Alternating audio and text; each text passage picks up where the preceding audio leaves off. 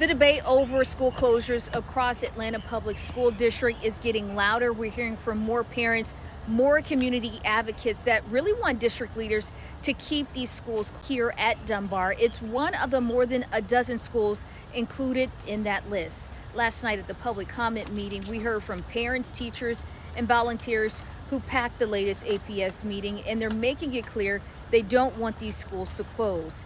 And we know this is all part of the district's Forward 2040 plan that will close or repurpose more than a dozen schools. APS says is about cutting costs and dealing with fewer students, but families say the plan hits Black neighborhoods the hardest.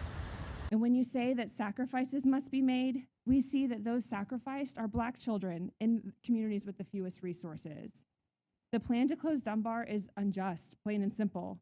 It punishes a Black neighborhood for not being gentrified enough and consolidates resources and access in the more privileged areas of the Jackson cluster. Now, we talked to a consultant hired by APS to manage this plan, and he says that district leaders, they are hearing from parents about these concerns. He understands the emotions connected to these schools, but also stressing that these changes are necessary.